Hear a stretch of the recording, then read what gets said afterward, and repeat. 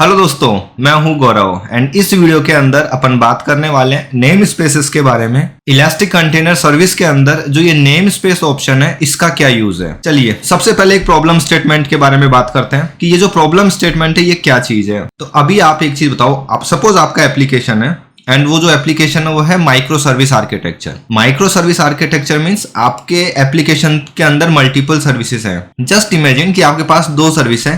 पहली सर्विस है वो सर्विस है आपकी पेमेंट और दूसरी जो सर्विस है वो है आपकी ऑर्डर।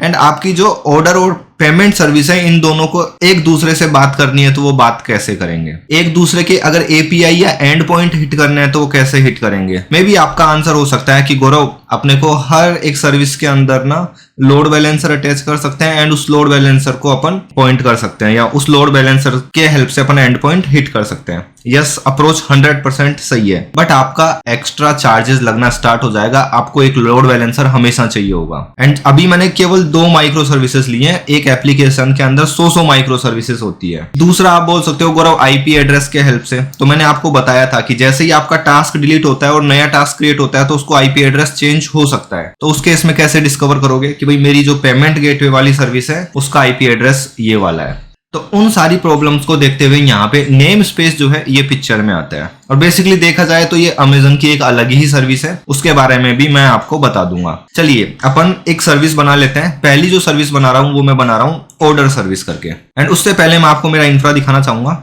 मेरे पास 2 क्लस्टर हैं। जो मैं आपको डेमो दे रहा हूं ये आप एक क्लस्टर के अंदर भी कर सकते हैं। आपको 2 अलग अलग क्लस्टर नहीं चाहिए, बट मेरे को उस कंटेनर के अंदर जाना है। तो जिस कंटेनर के अंदर जाना है वो कंटेनर मैं इस वाले में बनाऊंगा, गौरव यूट्यूब डेमो। ठीक है, ये आपको याद हो तो सबसे इनिशियली मैंने ये वाला क्लस्टर बनाया था और उसको अभी तक मैंने रखा हुआ है। उसका रीजन केवल यही था, आज वाला जो डेमो है उसके बाद में मैं इस क्लस्टर को डिलीट कर दूंगा, या इसके बाद में एक डेमो और है बट उसके बाद में मैं इसको डिलीट कर दूंगा। चलिए यहाँ पे चलता हूँ माइक्रो सर्विस डेमो वाले मैं क्लस्टर के अंदर जाता हूँ। एंड ये जो क्लस्टर है इसमें ये केवल फारगेट ओनली वाला क्लस्टर है। एंड मैं एक सर्विस क्रिएट करता हूँ। एंड अगेन यहाँ पे मैं कोई सी भी एक सर्विस उठा सकता हूँ। जस्ट मैंने उठा ली, मान लीजिए मैंने यहाँ पे जो टास्क डेफिनेशन है वो सिलेक्ट कर लिया है, FG ओनली टास्क डेमो।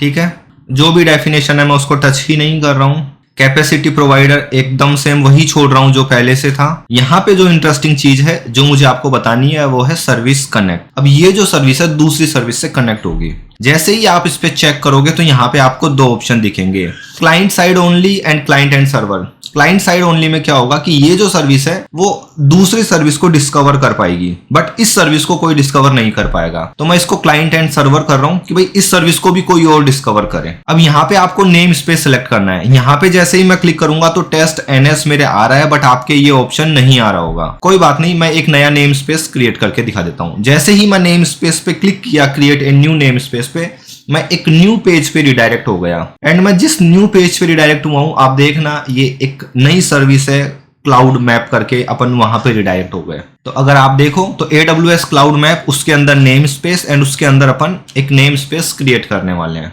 यहाँ पे मैं दे देता हूं यूट्यूब डेमो। इसके बाद में यहाँ पे इंस्टेंस डिस्कवरी में 3 ऑप्शन है, केवल API call and DNS query in VPC and API call and public DNS query. ये क्या चीज है आपको 100% समझ में आ गया होगा। अपन ने राउट 53 के अंदर 2 तरीके के DNS सर्वर देखे थे, पब्लिक और प्राइवेट। तो बेसिकली ये जो है ये आपका प्राइवेट हो जाएगा और ये वाला आपका पब्लिक हो जाएगा। चलिए अपन प्राइवेट के साथ ये काम करके देख लेते हैं। उसके बाद में आपको VPC सिलेक्ट करना है। मैंने ये VPC सिलेक्ट कर लिया है एंड क्रिएट नेम स्पेस पे मैंने क्लिक किया। ठीक है, अपना एक नेम स्पेस क्रिएट हो चुका है। जैसे ही ये नेम स्पेस क्रिएट होएगा तो ये राउट 53 के अंदर क्या करेगा, राउट 53 के अंदर एक नया रिकॉर्ड बना देगा। ठीक है, इसको क्रिएट होने देते हैं। चलिए ये नेम स्पेस क्रिएट हो चुका है। इस नेम स्पेस के अंदर चलते हैं एंड आप देखिए ये एक होस्टेड जोन क्रिएट हुआ है। ठीक है, और अगर अभी मैं आपको राउट 53 में जाके दिखाऊं तो आप देखिए यहाँ पे राउट 53 आ रहा है। इसको न्यू टैब में ओपन किया है मैंने एंड यहाँ पे होस्टेड जोन के अंदर जाके देखेंगे एक होस्टेड जोन नया क्रिएट हो गया होगा। एंड यहाँ पे आपको 6 होस्टेड जोन दिख रहे हैं। क्लिक करता हूँ, यहाँ पे आप देखिए यूट्यूब डेमो करके एक नया बन चुका है एंड इसके अंदर केवल ये 2 एंट्री हुई है। दैट्स इट, कुछ भी नहीं है। और टू बी ऑनेस्ट ये जो क्लाउड कनेक्ट है उसके अंदर अभी के केस में ये काम नहीं आएगा। नेक्स्ट वीडियो में मैं आपको इस होस्टेड जोन को यूज करके दिखाने वाला हूँ। ठीक है, चलिए देख लिया आपने, इतना हो गया। अब अपन वापस चलते हैं जहां पे अपन सर्विस क्रिएट कर रहे थे एंड इस सर्विस क्रिएट करने के बाद में मैं इसको रिफ्रेश करता हूँ एंड यहाँ पे नेम स्पेस में अब 2 नेम दिखेंगे एंड यहाँ पे आप देख सकते हैं ये रहा यूट्यूब डेमो यहाँ पे आ चुका है। बढ़िया। अब जब आप अब देखो जब जैसे ही आप क्या करते हो, जैसे ही आपने ये नेम स्पेस में दे दिया तो अब क्या होता है, एक लॉजिकल नेटवर्क लेयर बन जाती है और इस नेम स्पेस के जितने भी सर्विसेज होंगी वो एक दूसरे से बात करेगी। बट ऐसा नहीं है कि हवा में बात करेगी, आपको यहाँ पे बताना पड़ेगा कि भाई आपका जो पोर्ट कौन सा है, वो पोर्ट है HTTP। डिस्कवरी मैंने सपोज यहाँ पे दे दिया, ये अपनी ऑर्डर सर्विस है, ऑर्डर सर्विस, ठीक है।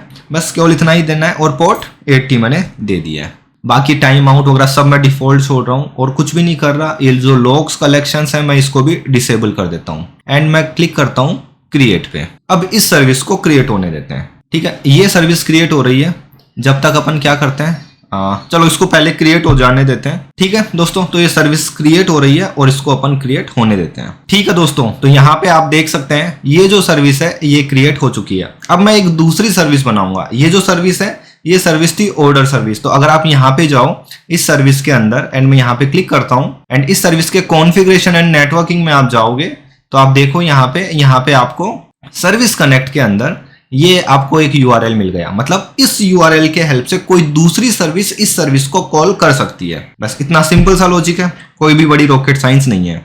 ये इस सर्विस का नाम था जो अपन ने वहां पे दिया था, ऑर्डर सर्विस डॉट आपके नेम स्पेस का नेम एंड उसके बाद में पोर्ट नंबर।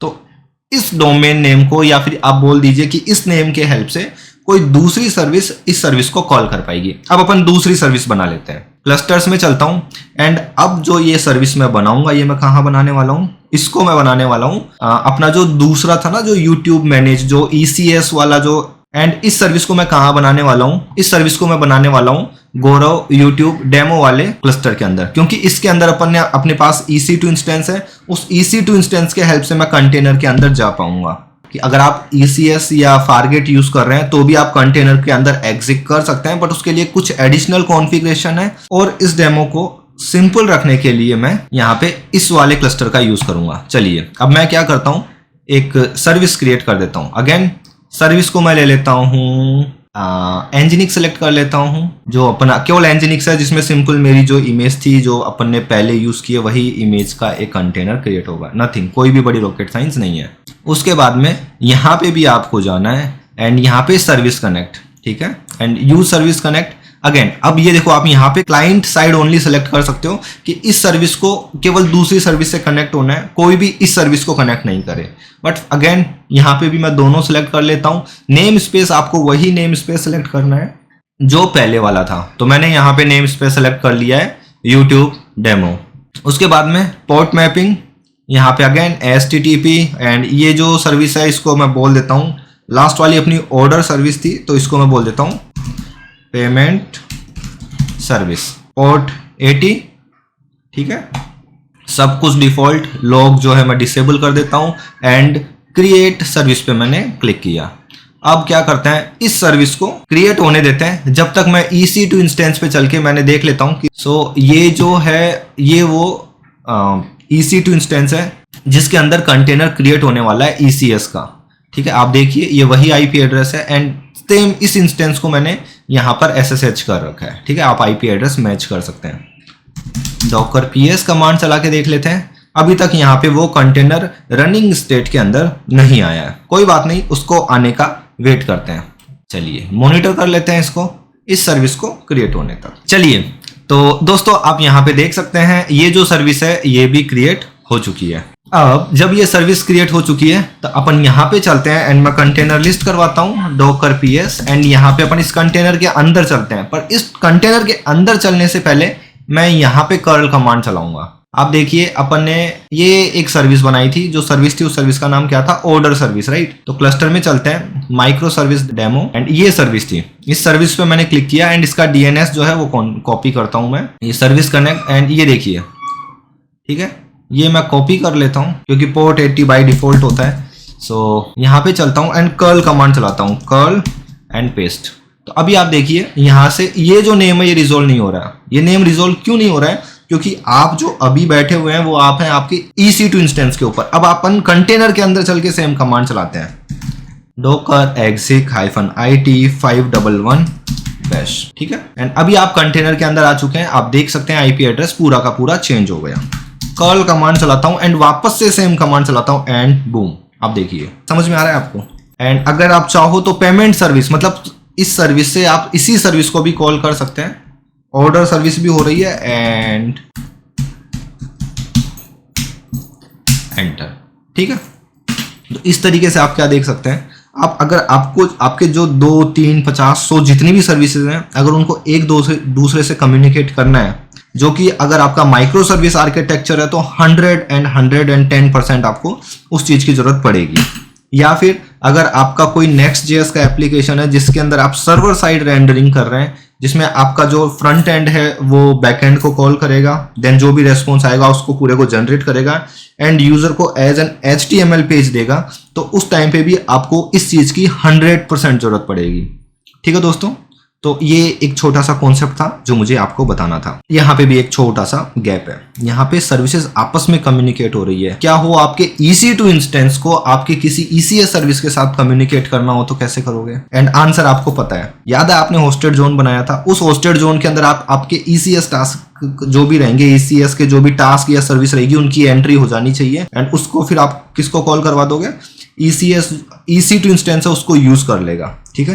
तो ये जो कम्युनिकेशन है ये कैसे होगा, इस चीज को अपन देखने वाले हैं अगले वीडियो में। तो दोस्तों इस वीडियो में इतना ही, मिलते हैं अगले वीडियो में, बाय बाय।